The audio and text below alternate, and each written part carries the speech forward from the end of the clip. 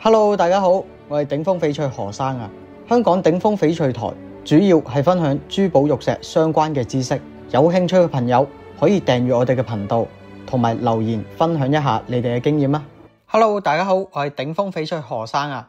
唔知大家有冇聽過直播鑑寶呢？究竟呢樣嘢信唔信得過呢？當中又有咩套路？今日就同大家講下直播鑑寶。喺拆解呢個套路之前，先同大家講一講鑑寶嘅流程係點樣。例如你用咗3萬蚊買咗一件翡翠，但係你又想知買得值唔值，有人就會諗到，咁不如我揾個直播鑑寶連線一下，幫手評一下啦。但係當你連線之後，往往主播講出嚟嘅結果都係會令你覺得好難受。通常主播會問你你幾多錢買咗翻嚟㗎？然後佢就會講出一個好低嘅價錢，話你買貴咗啦，唔值呢個價錢等等嘅結果。連線結束之後，你會發現後台客服會聯絡你，話佢哋可以回收。所以直播鑑寶其實就係一邊鑑寶一邊回收。去到呢個時候，聰明嘅你發現套路開始啦。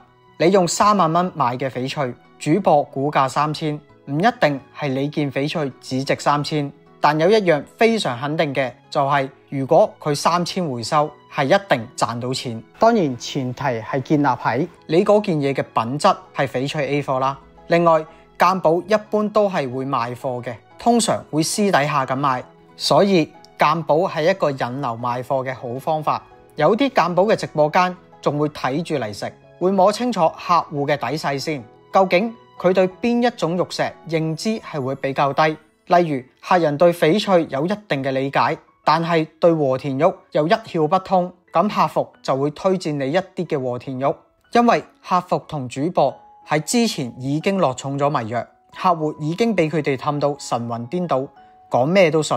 咁基於對主播同客服嘅信任，佢 sell 你啲乜嘢你都會買，咁佢哋就可以從中獲取暴利啦。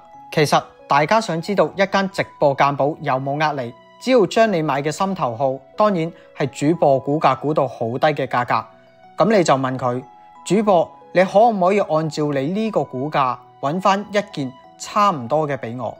何生可以喺度好責任咁話俾你聽，佢肯定做唔到，佢會揾一件所謂差唔多嘅貨俾你，但係品質上一定有質嘅區別，或者會揾各種各樣嘅藉口去推搪你，當中嘅理由相信大家都清楚啦。好啦，咁今日就講到呢度啦，下次再踢爆其他直播間嘅套路。拜拜。今集嘅分享就到呢度啦，接落嚟何生會繼續分享關於珠寶玉石嘅基本知識，記得關注同埋俾個 like 我哋頂峰翡翠啦。